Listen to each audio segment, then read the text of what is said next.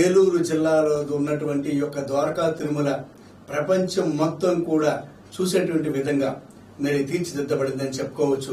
కేవలం ఒక ఏలూరు పరిసర ప్రాంతాలే కాదు, అనేక మంది ప్రజానేకం పరిసర ప్రాంతాల నుంచే కాదు, ఏలూరు జిల్లా నుంచే కాదు, దేశ విదేశాల నుంచి కూడా ద్వారకా తిరుమల వెంకటేశ్వర స్వామిని దర్శనం చేసుకోవడానికి వచ్చేటువంటి పరిస్థితి మరింతగా మనకి కనబడుతున్న పరిస్థితులు కనబడుతున్నాయి.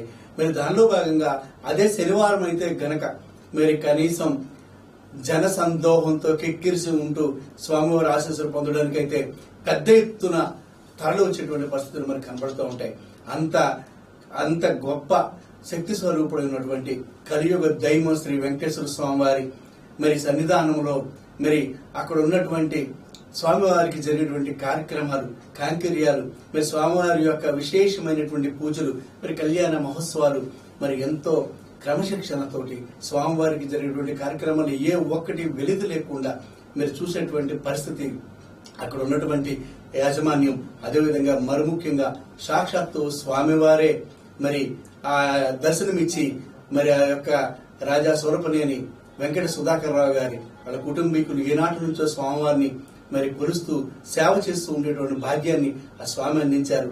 మరి ఆయన ఆధ్వర్యంలో ఈ నేటికి ఆనాటి నుంచి ఈనాటి వరకు నేటికి కూడా ఈ ద్వారకా తిరుమల వెంకటేశ్వర స్వామి వారి ఆలయం దేదీప్యమానంగా మరి కొనియాడబడుతూ ఉన్నటువంటి పరిస్థితి ఉంది.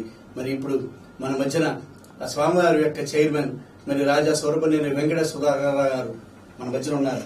ఆయన మాటల్లో అడిగి తెలుసుకుందాం. సార్, ధన్యవాదాలు. వైకే టీవీ తరపున ప్రత్యేకమైనటువంటి స్వాగత సుమాంజలి తెలియజేస్తున్నాం. చెప్పండి, స్వామివారి యొక్క ఆశీర్వచనాలు అసలు మీకు హిస్టరీ ఏ రకంగా మీకు అటాచ్మెంట్ అయ్యింది? ద్వారకా తిరుమల శ్రీరామచంద్రుడి అజమహారాజు కూడా దర్శించాడని చెప్పి బ్రహ్మపురాణంలో చెప్పబడతా ఉంది. అలానే శ్రీరామచంద్రుడు కూడా దర్శించాడని. ఇప్పుడు ద్వారకుడనే ఒక మహర్షి తపఫలం వల్ల ఒక పొట్టలోంచి ఇప్పుడు వెలిసినటువంటి స్వామి. అందువల్లనే పాదాలు భూదేవికి అంకితం ఇచ్చినట్టుగా పొట్టలోనే ఉంటాయి. సగం స్వామి మట్టుకే వెలికి రావటం, తర్వాత దేవతలు, మహర్షులు స్వామి సేవలో పాద సేవే కదా ముఖ్యమైనటువంటి సేవ. అది మాకు ప్రసాదించండి చెప్పి కోరిన తర్వాత స్వామివారి అనుమతితో స్వామివారి వెనకనే నిర్వేత్య విగ్రహం ప్రతిష్టంప చేయడం ఋషులు. కానీ ఇక్కడ మొక్కులు అక్కడ తీర్చరాదు అనేది అనాదిగా మరి వస్తున్నటువంటి విషయం. అందువల్ల ఏంటంటే తిరుపతి మరి అతిపెద్ద దేవాలయం.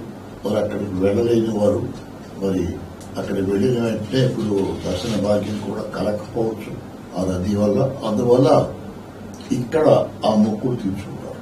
అనాదిగా అది అట్లా వస్తుంది. తర్వాత ఇది మా మైలవరం సంస్థానంలో అప్పట్లో ఉన్నటువంటి ఈ ద్వారకా తిరుమల ఎస్టేట్ మైలవరం ఎస్టేట్ లో భాగం. దానివల్ల మా కుటుంబానికి ఆ అవకాశం భగవంతుడు ఇచ్చాడు. ఏంటంటే మీరు నాకు సేవ చేయడానికి మీకు అనువంశికంగా అనుమతిస్తున్నానని చెప్పి ఆయన చెప్పడం, ఆ ప్రకారం సాక్షాత్తు స్వామి వారు ఆశీర్వచనం సార్. ఆయన ఆశీర్వచనం లేనిది ఏం జరుగుతుంది. ఇదేమిటంటే ప్రభుత్వం మాకు ఇచ్చినటువంటి ఆర్డర్ ఏమి కాదు. అది సుప్రీంకోర్టు కూడా ఇదే విషయం ధృవీకరించడం జరిగింది. అందువల్ల మేము అనువంశికంగా మేము చూస్తూ ఉన్నాం. ఇటువంటి దేవాలయాలు ఇప్పుడు ఈ పెద్ద దేవాలయాల్లో 3 ఉన్నాయి. ద్వారకా తిరుమల, అన్నవరం, సింహాచలం. చిన్న దేవాలయాల్లో కూడా ఉన్నాయి. ఇప్పుడు ఇది నోటిఫైడ్ టెంపుల్స్ అంటారు. 7-8 టెంపుల్స్ ఉన్నాయి. ప్రతి సంవత్సరం కూడా గణనీయంగా ఆదాయం పెరుగుతాం. ఇక్కడ ఈ మధ్య మన సీఎం గారు వచ్చిన తర్వాత వారు పరిశీలన పెట్టారు డాష్ బోర్డు. ఆ డాష్ బోర్డ్ లో ఇప్పుడు అన్ని విషయాలు, అన్నప్రసాద వితరణ ఎట్లా ఉంది, తర్వాత పూజా విధానం ఎట్లా ఉంది, భక్తుల సౌకర్యాలు ఎట్లా ఉన్నాయి, ఇవన్నీ కూడా ఆయన రిపోర్ట్ ఎప్పటికప్పుడు తెప్పించుకుంటాం. ఒకటి ప్రారంభించారు. చాలా మంచి కార్యక్రమం. ఎందుకంటే ఏదో రకంగా ఇవి ఎట్లా జరుగుతున్నాయని కూడా మరి చూడవలసిన అవసరం ముఖ్యమంత్రికి ఉంది కదా సార్. మరి దాంట్లో మాది మొన్న పరిశీలనలో 2వ దేవాలయంగా వచ్చింది, కొద్ది పర్సంటేజ్ తేడాతో. శ్రీకాళహస్తి నెంబర్ 1గా వచ్చింది.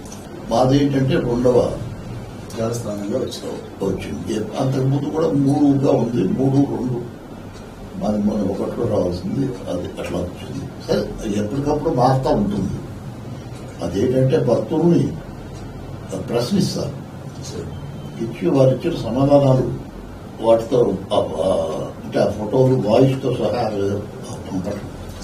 పంపిన తర్వాత అక్కడ ఎంజాయ్ చేస్తారు. అది ఎప్పటికప్పుడు మారుతూ ఉంటుంది. ఇక్కడ మాకు మా ప్రత్యేకత అన్నప్రసాదం. అన్నప్రసాద వితరణ తిరుమల తిరుపతి దేవస్థానం తర్వాత మేము చేసినంత మందికి ప్రతిరోజు 2 పూట్ల కూడా ఏ దేవాలయం రాష్ట్రంలో చేయడం లేదు.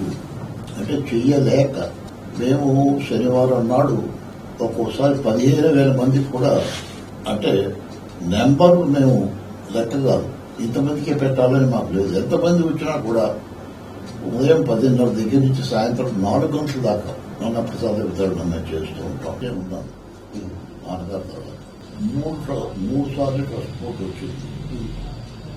ఒకసారి ట్రస్ట్ బోర్డు లేకుండా 5 సంవత్సరాలు ఎగ్జామ్షన్ కూడా ఇచ్చారు. ఎందుకంటే పరిపాలన అంతా చూసి ఇప్పుడు ట్రస్ట్ బోర్డు వచ్చినా కూడా చైర్మన్ గా మేమే కొనసాగుతూ ఉంటారు. ఇప్పుడు అలా వంశపారంపర్యంగా కొనసాగుతూ ఉంటాం. మేమే ఉంటాం. మాకు నామినేషన్ అనేది లేదు, మేమే ఉంటాము, సభ్యులు ఉంటారు. ఆ రకంగా కూడా అడ్మినిస్ట్రేషన్ అవుతుంది. సభ్యులు లేనప్పుడు అన్ని అధికారాలు మాకే ఉంటాయి. ఒక కార్యనిర్వహణాధికారి రీజనల్ జాయింట్ కమిషనర్ కేటర్లో ఉన్నటువంటి కార్యనిర్వహణాధికారి గారు కూడా ఉంటారు, ఆయన ఎగ్జిక్యూటివ్ ఆఫీసర్. మేము పాలసీ మ్యాటర్స్ ఫ్రేమ్ చేస్తాం, ఆయన వాళ్ళు ఎగ్జిక్యూట్ చేస్తారు. తర్వాత నాకు ఇంజనీరింగ్ డిపార్ట్మెంట్ ఉంది, అందులో ఎగ్జిక్యూటివ్ ఇంజనీర్ ఉంటాడు. అక్కడి నుంచి కింద క్యాడర్ ఉంటుంది. అట్నే ఎలక్ట్రికల్ సైడ్ కూడా డిఈ ఉంటాడు, ఆ కింద క్యాడర్ ఉంటుంది. సార్, ద్వారకా తిరుమల అనగానే ప్రజల్లో ఒక విశ్వాసం నానుడి, పెద్ద తిరుపతిలో మొక్కుకున్న మొక్కు చిన్న తిరుపతిలో తీర్చుకుంటే చాలు. ఒకవేళ అక్కడికి వెళ్ళలేని వాళ్ళు కూడా చిన్న తిరుపతిలో తీర్చుకుంటే స్వామివారి ఆశీస్సులు ఉంటాయి, మా కోరికలు నెరవేరుతాయని అపార నమ్మకం. అది ఈనాటి నుంచో మరి దక్షిణముఖంగా ఉండేటువంటి గోపుర పరిస్థితులు, రాజగోపురాలు కానివ్వండి, మెట్లు కానివ్వండి, దక్షిణముఖంగా ఉండే స్వామివారి ముఖం కూడా దక్షిణముఖంగా ఉంటుంది. సో మీరు ఆ దక్షిణముఖంగా ఉన్నటువంటి వ్యవస్థను తగ్గించి తూర్పు గోపురాలకు ఎక్కువటువంటి ప్రాధాన్యత ఇచ్చేటువంటి పరిస్థితి కనబడుతుందని పలువురు ప్రజానికం తమ అభిప్రాయాన్ని వ్యక్తం చేస్తున్న పరిస్థితి నేటి సమాజంలో కనబడుతుంది. దానికి మీరు ఎలాంటి సమాధానం చెప్తారు? ఇప్పుడు దక్షిణముఖంగా స్వామి పిలిచారు కాబట్టి ఎక్కడా లేని విధంగా ఇక్కడ దక్షిణముఖంగా స్వామి ఉన్నారు. ఉన్నప్పుడు దక్షిణ రాజగోపురం మెయిన్ రాజగోపురం, ఇవాళకి ఆ మెట్లు కానీ అవన్నీ యథావిధిగా అక్కడ మేమేమి డిస్టర్బ్ చేయలేదు. చేయకుండా మాకేంటంటే ఇప్పుడు ఫెసిలిటీస్ అట్లా అక్కడ కనీసం కార్ పార్కింగ్ చేసుకునే అవకాశాలు, ఆ సౌకర్యాలు కూడా లేవు. ఆ తర్వాత ఇప్పుడు మెట్లు ఎక్కలేని వారు ఉంటారు, వారు పైకి వచ్చే అవకాశం లేదు. ఆనాడు అప్పుడు ఏంటంటే మేము ఆగమ సలహాదారులు, తర్వాత ఏమో స్తమాచారులు, మరి ఇటువంటి వారంతా ఉంటారు.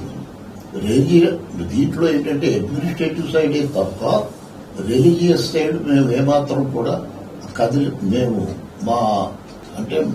స్వయంగా మేమేమి దాంట్లో ఇంటర్ఫేర్ కాము సార్. ప్రాచుర్యత మెట్లు పూజ చేసుకునేటువంటి వాళ్ళకి ఇంకా ఇంకా విశ్వాసత అనేది ఉంది. ఆ ప్రాచుర్యం అలా కొనసాగుతుంది సార్ ఆ మెట్ల పూజ దగ్గర నుంచి? తప్పకుండా. ఓకే, అది చేస్తూ ఉన్నారు. ఇప్పుడు ఏంటంటే తూర్పు గాలి గోపురం, ప్రతిమ గాలి గోపురాలన్నీ కూడా నా టైంలోనే పెట్టాం. ఇప్పుడు ఇక్కడ ఈ పక్క అంటే తూర్పు పక్క ల్యాండ్ అసలు ఏమి లేదు దేవస్థానం. అప్పుడు నేను ప్రత్యేకంగా 238 ఎకరాలు ఎక్విషన్ పెట్టి మరి చాలా కష్టపడి ఆ ఎక్విషన్ లో చాలా వరకు ల్యాండ్ మనకు వచ్చేట్టుగా చేసి, ఇంకా కొద్ది ల్యాండ్ ఏదో డిస్ప్యూట్ లో ఉంది 40-50 ఎకరాలు కోర్టులో. ఇప్పుడు అందులోనే ఇవన్నీ కూడా ఈ కాటేజీలు కానీ అన్న ప్రసాద వితరణ భవనం కానీ మరి ఇవన్నీ కూడా నిర్మాణం చేయడానికి మాకు స్థలం లేదు. ఎస్టాబ్లిష్ చేయడానికి ఇవన్నీ ఎస్టాబ్లిష్ చేయడం జరిగింది. కళ్యాణ మండపాలు, మరి 4 హాల్స్ ఉన్నటువంటి అన్నదాన వితరణ భవనం, మరి ఇంతమందికి ఇది చేస్తూ ఉన్నామంటే మరి ఆ ఫెసిలిటీస్ అన్ని చెయ్యాలంటే ఈ ఈ ఈ భూమి లేదే మాకు అవకాశం లేదు. ఇప్పుడు కార్లు, ఇప్పుడు వాహనాలు పైకే వస్తున్నాయి. ఇక్కడ పార్కింగ్ ఉంది. ఆ ముందు అయితే ఎక్కడ పార్కింగ్ చేయడానికి కూడా అవకాశం లేదు. గ్రామం ఇది చిన్న గ్రామం. అందువల్ల ఆ మెట్ల పూజ అంతా చేసుకుంటూ అటు వచ్చేవాళ్ళు ఆ మొక్కున్న వాళ్ళు వస్తారు. ఇటు ఏంటంటే వాహనాల మీద వచ్చేవాళ్ళు వచ్చి పైన పార్కింగ్ చేసుకొని స్వామివారిని దర్శించి నిత్య కళ్యాణాలు కూడా ఉన్నాయి ఇక్కడ. ఆ నిత్య కళ్యాణాలు దాదాపు 200 పైన కూడా జరుగుతాయి ప్రతిరోజు కాదు, ఒక్కొక్క రోజు విశేషమైన రోజు. ఓకే ఓకే 50, 50, 60, 70, 100 అట్లా జరుగుతూ ఉంటాయి నిత్య కళ్యాణం. అది కూడా హాలు, ఆ నిర్మాణం కూడా చేశాం. ఎయిర్ కండిషన్ హాల్, అది చాలా చక్కగా సౌకర్యవంతంగా తిరుపతిని దృష్టిలో పెట్టుకుంటాను నేను ఎప్పుడు. అక్కడ ఏం చేస్తున్నారు, సౌకర్యాన్ని అట్లా కల్పిస్తున్నారు. ఎందుకంటే అక్కడున్న మిషనరీ వేరు, అది దృష్టిలో పెట్టుకొని ఇక్కడ మనకు అవకాశం ఉన్నంత వరకు మనకు ఉపయోగపడే విషయాలు మనం తీసుకొని ఏర్పాటు చేయడం జరుగుతుంది. గర్భాలయ దర్శనం కొంతకాలం నిలుపుదల చేశారు కదా సార్, దేనివల్ల దర్శనం? మంత్రాలయం, గర్భాలయం కూడా కోవిడ్ సందర్భంలో ప్రభుత్వం ఆంక్ష పెట్టింది. ఎందుకంటే గర్భాలయం చాలా చిన్నది, అంటే సరిపడా ఉన్నది. అందువల్ల ఏంటంటే కాంగ్రిగేషన్ ఉంటుంది. అందువల్ల నిలుపుదల చేయండి అని చెప్పి అంటాం. అప్పటి నుంచి నిలుపుదల చేసి అట్లా ఉంచాము. ఇప్పుడు కోవిడ్ అయిన తర్వాత 3 రెట్లు 4 రెట్లు భక్తులు పెరిగారు. మరి ఇంకా అవకాశం తక్కువ, మరి వీరందరూ అని చెప్పి ఆపడం జరిగింది. సౌందర్యంగా ఉంది అని చెప్పేసి కూడా భక్తులు అనుకోవడం చాలా బాగుంది. లోపలంతా సిల్వర్తో గర్భాలయం, ఆ సిల్వర్తో చేయించడం జరిగింది. అది ఒక దాత, ఈ గోల్డ్ చేయించింది ఒక దాత. ఆ రకంగా జరుగుతుంది. సార్, స్వామివారికి ఎంతో ఇష్టమైంది ప్రసాదం లడ్డు. ఈ లడ్డు ప్రసాదం మరి భక్తులు కూడా స్వామివారి దగ్గర నుంచి వచ్చింది అనేటువంటి ఆలోచనతో, ఆశతో అయితే ఉంటారు. దాని ప్రసాద వితరణలో లడ్డు యొక్క సైజులో మరి కొన్ని ఆరోపణలు వస్తూ ఉన్నాయి. దాని మీద మీరు ఎలాంటి అభిప్రాయం వ్యక్తం చేస్తారు? లేదండి, అది లడ్డు సైజు అదంతా కూడా కమిషనర్ ఫిక్స్ చేసింది. సో ఇన్ని గ్రాములు ఉండాలి, ఇంత రేట్లు అవ్వాలి. అది మా ఇష్టం వచ్చినట్టు మేము రేట్లు మార్చడానికి కానీ తగ్గించడానికి కానీ అవకాశం లేదు. మేము దాని మీద ప్రత్యేకంగా దృష్టి పెడతాం. ఆ ప్రసాదం దగ్గర కూడా ఇప్పుడు ఇంకా మేమేంటంటే మా దేవాలయంలో చాలా సంవత్సరాలు బట్టి కంప్లైంట్ బుక్స్, అంటే మేము దాన్ని సలహా పుస్తకం ఉంటాం, ప్రతి చోట పెట్టాం. ఏదైనా చూడండి, స్వామివారి నామంతో ఉంటుంది, ఆ సంబంధంగా ఉంటుంది. ఆ లిస్ట్ ఇస్తాం, ఇచ్చి మీరు అందరూ సెలెక్ట్ చేసుకోండి, ఆ పేరు పెట్టి. ఈ కాటేజ్ నేను ఉన్నది ఇప్పుడు నా డబ్బుతో నేను కట్టుకున్నాను. అంటే మాకు దేవస్థానం ఇవ్వాలి. ఆ కింద ఉండేవాళ్ళం ఇదివరకు, ఆ మెట్ల దగ్గర ఇప్పటికి కూడా ఉంది. కింద ఈవో ఉండేవారు, పైన మేము ఉండేవాళ్ళం. ఇప్పుడు యాక్టివిటీ అంతా పైకి వచ్చేసింది. కాబట్టి ఇక్కడ నాకు కావాలంటే ఒక కాటేజీ నిర్మాణం చేసేవాళ్ళు ఇవ్వాలి, కానీ అక్కర్లేదని చెప్పి నా డబ్బుతోనే, నాకు ఆ స్తోమత ఉంది కాబట్టి, స్వామివారి దయ ఉంది కాబట్టి నా డబ్బుతోనే నేను కట్టుకుని దీనికి నారాయణ నిలయం అని పెట్టాను. యాక్చువల్గా నారాయణరావు గారు అంటే మా తాతగారు. అటు ఇటు 2 కలిసి వస్తాయి కదా, అట్లా ఆ పేరు జ్ఞాపకార్థంగా కూడా ఉంటుంది. ఆ విధంగా నిర్మాణం చేసుకుని కేవలం 4 రూములు, 2 ఆఫీస్, 2 బెడ్రూమ్. మేము వచ్చేప్పుడు నెలకోసారి అది ఆ రకంగా విఐపి కాటేజెస్ ఉన్నాయి. ఎవరికైనా ఇచ్చినట్టయితే సగం ఛార్జీ, అందులో కూడా కాటేజీలో ఫర్నిచర్ కూడా ఈ రకంగా పెట్టి ఇవ్వాలి అనే స్టిపులేషన్ కూడా ఉంది. ఏసీ కూడా పెట్టాలి, ఈ ఫర్నిచర్ ఈ రకంగా ఉండాలి. ఇప్పుడు ఒక పెద్ద భవనం, ఇది 120 రూమ్స్, 120 గదులు సత్రం అని చెప్పి ధర్మపారాయ సదనం ఉంటాం. ధర్మపారావు గారు అంటే మా పూర్వీకులు. వారి ఆధ్వర్యంలో 100కు పైన దేవాలయాలు ఈ జిల్లాలో అక్కడక్కడ కట్టి దానికి అర్చకుల జీతం, వృత్తి, దేవస్థాన నిర్వహణ, వాటన్నిటికి కూడా భూములు రాసిచ్చారు. శనివారపేట వారి మెయిన్ హెడ్ క్వార్టర్స్. ఆ ధర్మపారావు గారు విగ్రహం కూడా నేను ప్రతిష్ఠించడం జరిగింది. ఈ దేవాలయానికి ప్రాకారం గాలిగోపురం కూడా వారే నిర్మించారని చెప్పి చరిత్ర చెప్తారు. స్వామివారి ఆలయంతో పాటు ఇంకా ఉపాదాయాలు ఉన్నాయి సార్. కంపార్ట్మెంట్స్ అది ఏ దేవాలయంలో లేదు. నేను చెప్పిన విధంగా తిరుమల తిరుపతిని దృష్టిలో పెట్టుకుని క్యూ కాంప్లెక్స్ ఉండాలి. ఆ నిర్మాణం కూడా తిరుమల తిరుపతి కన్నా ఈ రోజు పెడుతున్నాం కాబట్టి ఇంకా మోర్ కంఫర్ట్స్ ఇవ్వాలి అని చెప్పి దాంట్లో ప్రతి కంపార్ట్మెంట్ లోనూ డిజిటల్ టీవీ అవన్నీ కూడా ఏర్పాటు చేసి ఇప్పుడు ప్రారంభోత్సవానికి రెడీగా ఉన్నాయి. ఇప్పుడు అనివేట్ మండపం ఫేజ్ 2 కూడా రెడీగా ఉంది. ఆ క్యూ కాంప్లెక్స్ రెడీగా ఉంది. ఆ తర్వాత ఇక్కడ క్షేత్రపాలకుడు శివాలయం గాలిగోపురం కూడా నిర్మాణం చేశాం. చాలా బ్రహ్మాండంగా ఉంది. దానికి కలశ ప్రతిష్ఠ కూడా చేశాం మనం. ఇవన్నీ ప్రారంభోత్సవానికి రెడీగా ఉన్నాయి. ఇంతలోకి ఏంటంటే ఈ టైం మంచిది కాదు. ఆ మూడ పెట్టితే ఫిబ్రవరి 16 వరకు ఉంది. అందువల్ల ప్రారంభోత్సవాలు మటుకు ఆపాము. ఒక అర్థం ఏమంతరాలు దర్శనాలు మోర్ కంఫర్టబుల్ గా జరుగుతూ ఉన్నాయి. సార్ తర్వాత గోశాల నిర్వహణలో కొంత అసంతృప్తి అయితే కనుక వ్యక్తం చేస్తున్న పరిస్థితి ఉంది. ఇప్పుడు గోశాల నిర్వహణ అనేది 300 ఆవులు మా దగ్గర ఉన్నాయి. ప్రతిరోజు వస్తూ ఉంటాయి ఆవులు. ఇప్పుడు రాష్ట్రంలో మొట్టమొదటి దేవాలయంగా గోశాల అంటే అన్ని దేవాలయాల్లో ఉన్నాయి. మేమేం చేశామంటే దత్తత కార్యక్రమం అని చెప్పి ఒకటి ప్రారంభించాం. ఆవులు దత్తత ఇస్తారండి? ఇస్తాం. ఎందుకంటే ఎన్నని మేము చేయగలం. ఇప్పుడు కొన్ని వేలు అయిపోతాయి. అది మేము చేసే స్థితి లేదు. ఇప్పుడు దానికి కూడా దత్తత స్కీము ఒకటి ఏర్పరిచాము. ట్రస్ట్ ఒకటి ఏర్పరిచాము. ఆ ట్రస్ట్ కింద కూడా దాదాపు డబ్బు ఉన్నది. ఆ డబ్బుతోనే వాటిని మెయింటైన్ చేయడం జరిగింది. ఆ వచ్చే వడ్డీతో. ఇప్పుడు నిర్వహణ బాగోలేదు అనటానికి అది నేను ఒప్పుకోండి. ఎందుకంటే ఏ కారణం చేత ఏమిటి పలానా రకంగా మీరు చేస్తున్నారు బాగోలేదు. అవుతుందో ఎందుకు ప్రచారం అవుతుందో కూడా నాకు తెలుసు. ఎవరికి మంచి కార్యక్రమానికి ఏదో విధంగా రకరకాల అడ్డంకులు ఉంటాయి సహజంగాని. అటువంటిది ఏమీ లేదు. తర్వాత మనకి ఏ దేవాలయానికి వేరట్టుగా గజలక్ష్మి కూడా ఉంది. మా చిన్నప్పుడు కూడా ఒకటి ఉంది. అది చనిపోయింది కాలక్రమంగా. ఇది ఒక దాత ఇవ్వటం జరిగింది. ఏనుగు కూడా మనకి గుర్రం ఉంది. ఇంకో గుర్రం చనిపోయింది. తర్వాత మొన్న కూడా ఒక ఆవు చనిపోవడం జరిగింది. అది ఈ కరెంట్ షాక్ తో. ఆ రోజు ఏంటంటే పవన్ కలిసి అన్నారు. అంటే ఆ పక్కన పవన్ కూడా చనిపోయి ఉన్నాయి. ఇప్పుడు ఇవి తుఫాన్ టైం అక్కడే ఇవి చనిపోయినాయి. ఆ పక్కనే పాములు కూడా చనిపోయి ఉన్నాయి. మానవులు చేసేటువంటి పనుల్లోనే జరుగుతాయి. అవి సరిదిద్దుకుంటాం. అదే రోబోస్ అయితే మరి ఏ తప్పు చేయవు. మనం ఇచ్చిన కమాండే పనిచేస్తుంది. మరి అవి కాదుగా చేసేది ఇక్కడ పని. ఎందుకంటే కొంతమంది వారి స్వలాభాల కోసం కొన్ని కోరికలు కోరి అవి తీర్చగలిగినవి అయితే తీరుస్తాం. తీర్చలేని ఉంటాయి. అవి నేను ఆమోదించాను.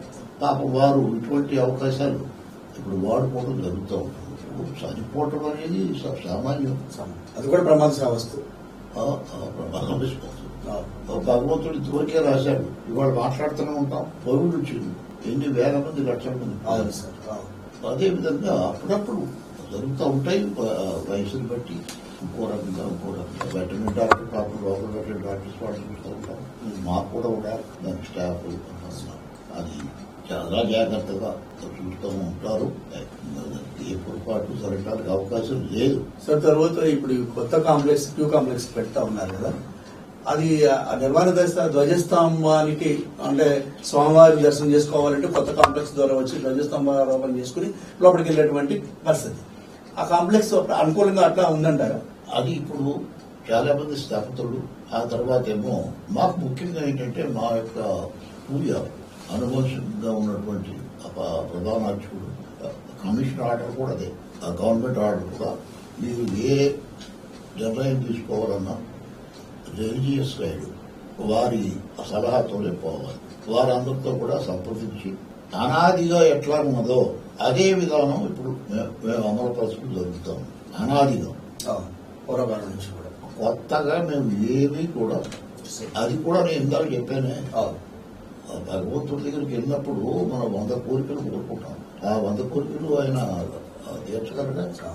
మరి అదే రకంగా మరి ఈనాడు ఈ పరిస్థితుల్లో ప్రతి వాళ్ళకి ఇప్పుడు అనేక కోరికలు ఉంటాయి.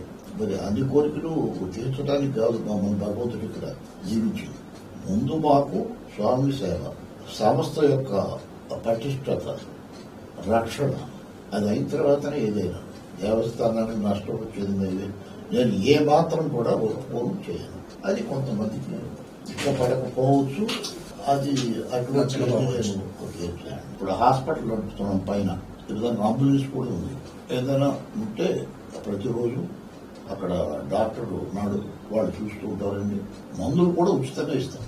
ఏదైనా సీరియస్ కేసు ఉంటే మన దేవాలయంలోకి భక్తులు వచ్చినప్పుడు అంబులెన్స్ ఇచ్చి ఇతర హాస్పిటల్స్ కి పంపడం కూడా జరుగుతుంది. అది బాగా జరుగుతుంది. అది ఎప్పటి నుంచో ఉంది, ఇప్పుడు ఇంకా వృద్ధి చేశాం. మెడిసిన్స్ కూడా మనకు ఉచితంగా వస్తున్నాయి. ఇస్తున్నాం చాలా మంది భక్తులు. దాంతో అది బాగానే జరుగుతాం. సార్, ఇకపోతే స్వామివారి దర్శనానికి వచ్చేటువంటి వాళ్ళు డిజేబుల్స్ కు different types of the disabled or blinds, different types of the peoples ఉంటారు. వాళ్ళకి సౌకర్యార్థం ఎలాంటి వాహన సౌకర్యం కూడా కల్పించినట్టున్నారు కదా, దానికి ఎలా చేస్తున్నారు? ఇంకోటి ఏంటంటే బ్యాటరీ వాహనాలు కూడా మనకు ఉన్నాయి. చాలా దేవస్థానాల్లో లేవు. కారు దిగిన దగ్గర నుంచి దేవాలయం దగ్గరికి వెళ్ళేంత వరకు కూడా బ్యాటరీ కారు తీసుకెళ్ళి మళ్ళీ తీసుకొస్తాం. అక్కడేమో వీల్ చైర్స్, వీల్ చైర్స్ తో సహాయంతో లోపలికి దర్శనం చేసుకోవచ్చు. ఆ ఏర్పాటు కూడా ర్యాంపులు కట్టి ఆ ఏర్పాటు కూడా ఉంది. అన్ని దేవాలయాల్లో మామూలుగా ఉంటుంది, ఇక్కడ కూడా ఉంది. కాకపోతే ఏంటంటే ఉచిత బస్సు సౌకర్యం కూడా ఉంది. ఇక్కడ బస్ స్టాండ్ నుంచి ఇక్కడి వరకు వచ్చిన భక్తుల్ని తీసుకురావటం, మళ్ళీ తిప్పటం, తర్వాత అక్కడి నుంచి ఇప్పుడు అన్నప్రసాద భవనానికి ఇక్కడ తీసుకొచ్చి మళ్ళీ ఇక్కడి నుంచి అక్కడ తిప్పటం, ఇవన్నీ కూడా ఉచిత బస్సు సౌకర్యం. వాటి కొంచెం పర్ఫెక్ట్ గా చూస్తాం, మెకానికల్ గా ఏం చదువు రాకుండా. కాబట్టి అది కొంచెం సక్రమంగా నడుస్తుంది. అంతకన్నా ఏం లేదు. అవి ఉన్నాయి సౌకర్యం. తర్వాత వ్యవసాయం ఉంది, దేవాలయాలు ట్రాక్టర్స్ ఉన్నాయి.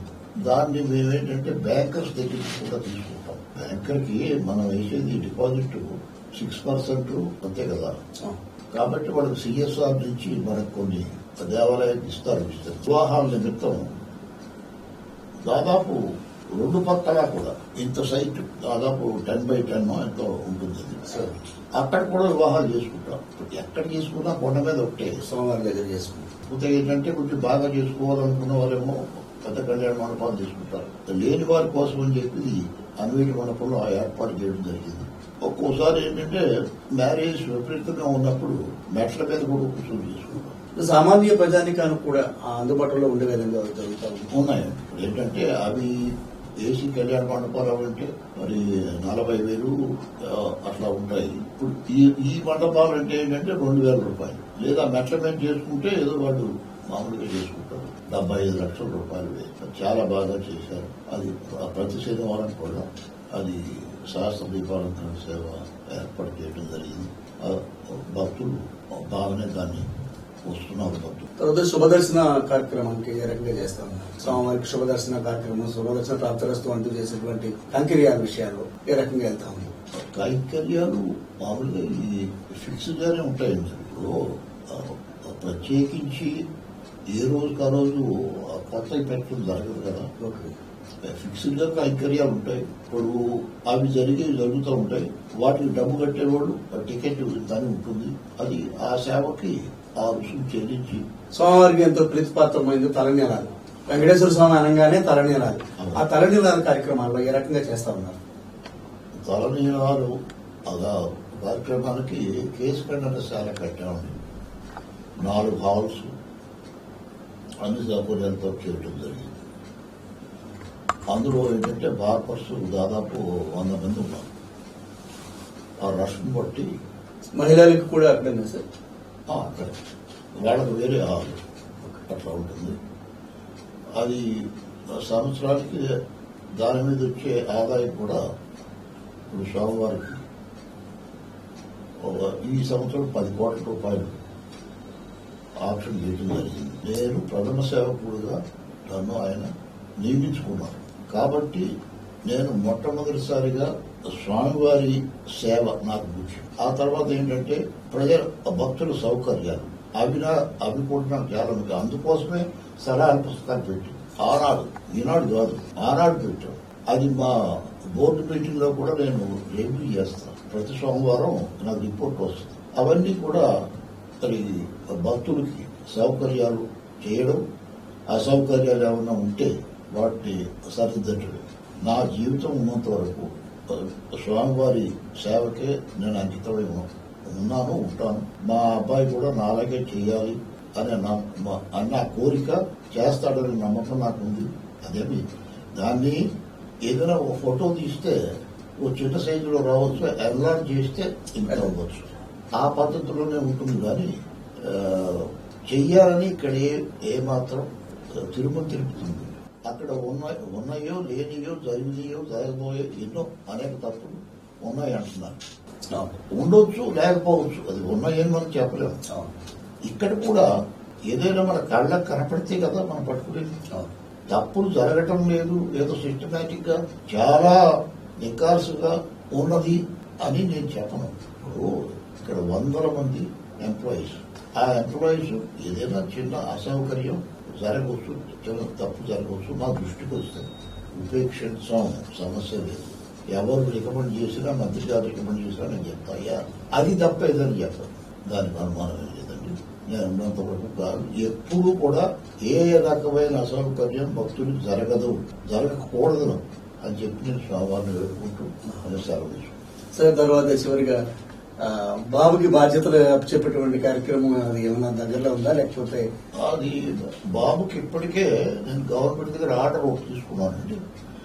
అంటే ఏంటంటే నాకు అసిస్ట్ చేయటానికి ఎప్పుడు కూడా నాతో పాటు వస్తాడు. అంటే ఈ రోజు రాలేదు, రేపు వస్తాడు. వచ్చి ఆయన కూడా ఇప్పుడు హైలీ ఎడ్యుకేటెడ్, డెడికేటెడ్, నమ్మకాలు సార్, నివృత్తురాలు. ఇప్పుడు ఎంకామ్ ఎంబీఏ చేశాడు, ఇతర దేశాలు తిరిగాడు, లైన్స్ గవర్నర్ చేశాడు, మల్టిపుల్ కౌన్సిల్ చైర్మన్ చేశాడు. Is well connected. దృష్టి పెట్టి చేయగల శక్తి ఉంది. ఇప్పుడు నా ఎమ్మటం నేను తిప్పి ఇదంతా కూడా చూపించి చేసి ఈ పరిపాలన ఏ రకంగా ఉండాలి, ఇది మన కుటుంబానికి ఆ భగవంతుడు ఇచ్చిన వరం, ఆ విలువ మనం తప్పించుకోవాలని చెప్పి నేను చెప్తా ఉంటాను. ఆ రకంగానే గట్టిగా తప్పకుండా జరుగుతుందని చెప్పి భావిస్తున్నాను. జరుగుతుంది. ధన్యవాదాలు. ఓం నమో వెంకటేశాయ. మరి ఇది పరిస్థితి. ద్వారకా తిరుమల ఎంతో ప్రసిద్ధి చెందిన పుణ్యక్షేత్రం. ఈ పుణ్యక్షేత్రంలో మరి ఇక్కడ జరిగినటువంటి కాంకర్యాలు గాని, ఇక్కడ చేస్తున్నటువంటి సేవలు గాని, అన్ని విషయాలు కూడా మరి చైర్మన్ సుధాకర్ రావు గారు ఇప్పటిదాకా మనతో పాల్పంచుకున్న పరిస్థితి జరిగింది. ఆయన ఒకటే అంశం చెప్తా ఉన్నారు, భక్తుడే భగవంతుడు. భక్తుడిని కావలసినటువంటి అన్ని వసతులు, సౌకర్యాలు ఏ విధమైనటువంటి ఆటంకం కలగకుండా చూడాల్సిన బాధ్యత మనందరి మీద ఉందని చెప్పేసి చెప్తూ, అంతేకాకుండా ఆ స్వామివారు సాక్షాత్తు మాకు ఇచ్చినటువంటి వరం, ఈ వరాన్ని అన్ని రకాలుగా వృత్తికి వన్ని తెచ్చే విధంగా చేస్తామే తప్ప మరి ఏ విధమైనటువంటి అవకతవకలు తావు లేకుండా చేస్తామని చెప్పడం జరిగింది. దేవుడికి సేవకుడుగానే నేను ఉంటానని చెప్పడం జరిగింది. ఇంతటి మంచి వ్యక్తి మరి ఆ స్వామివారి సేవలు కొనియాడుతూ మరింత కాలం కొనసాగాలని కోరుకుంటూ కెమెరామెన్ మధుతో గోపాలకృష్ణ, వైకే టీవీ, ఏలూరు జిల్లా. ఈ వీడియో మీకు నచ్చినట్లయితే లైక్ చేయండి, షేర్ చేయండి, మా ఛానల్ కి సబ్స్క్రైబ్ చేయండి.